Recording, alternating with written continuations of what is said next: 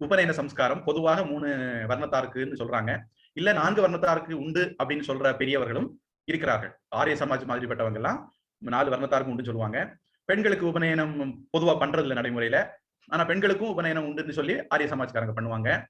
அப்புறம் பெண்களுக்கு உபநயனம் உண்டுங்கிறதுக்கு அடையாளம் இருக்கு அப்படின்னு சொல்றவங்க இருக்காங்க. பொதுவா திருமணம் நடைபெறும் போது ஏற்கனவே பூணூல் போட்டிருந்தா அவருக்கு அந்த 3 பிரி இருக்கும். வேதங்களுடைய 3 பகுதியை குறிக்கிறது மாதிரி, ரிக் யஜு சாம அதை குறிக்கிறது மாதிரி, அல்லது தமஸ் என்ன வேணா வைக்கணும்னு சொல்லிக்கலாம். 3 வேதங்களையும் குறிக்கிறது மாதிரி 3 புரி நூல் இருக்கும். முப்புரி நூல்னா தமிழ்ல அதை நம்ம சொல்லுவோம். அழகான தமிழ் வார்த்தை அதுக்கு முப்புரி நூல். பூணூல்ங்கிறது சாதாரணமா சொல்றது முப்புரி நூல். இந்த முப்புரி நூல் அவருக்கு 6 புரி ஆயிரும். யாரு திருமணம் பண்றவருக்கு. என்ன காரணம் சொல்றாங்கன்னா, அவருடைய இனிமேல் திருமணம் பண்ண பிறகு மனைவி வந்து இன்டர்னல் மினிஸ்டர், ஹோம் மினிஸ்டர். அதனால அவங்களுக்கு இந்த யாக யஜ்ஞம் கடமை எல்லாம் செய்ய முடியாது. பூணூல் போடும்போது சங்கல்பம் என்னது? ஸ்ரௌத ஸ்மார்த்த விகித கர்ம அனுஷ்டான சித்தியர்த்தம் அப்படிங்கிறது ஒரு கண்டிஷன்.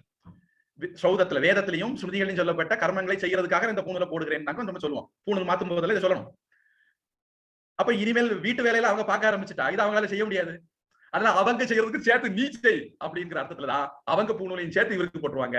3 6 திருமணத்துக்கு பிறகு கணவருக்கு. அதனால பெண்களுக்கும் பூணூல் இருந்ததுன்னு சொல்றவங்க இருக்காங்க. பொதுவா சிலைகள்ல நாம கடவுள் விக்கிரகங்கள்ல பூணூலை பார்க்க முடியுது. இல்ல அதுக்கு வேற அர்த்தம் இருக்குன்னு சொல்றவங்க இருக்காங்க. எப்படியானாலும் நீங்க ஒரு வேளை பூணூல் போட்டீங்கன்னு வச்சுங்களேன், தினமும் காலையில பிரம்ம முகூர்த்தத்துல 3 மணி 4 மணிக்கு எழுமணும், பச்சை தண்ணியில குளிக்கணும், 6 மணிக்கு முன்னாடி காயத்ரி ஜபம் பண்ணணும், சந்தியாவந்தனம் பண்ணணும், சமிதாதானம் பண்ணணும். அடுத்தது 12 மணிக்கு முன்னாடி, மத்தியானம் 12 மணிக்கு முன்னாடி இந்த லிஸ்ட் பண்ணணும்.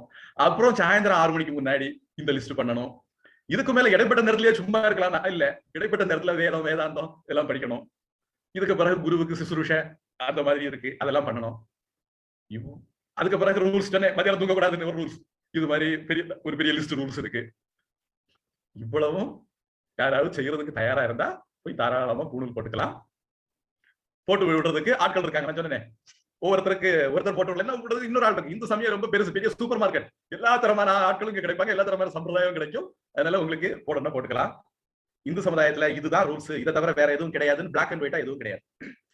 அப்படி உபநயனம் விஷயத்தை நாம நிறைவு செய்வோம்.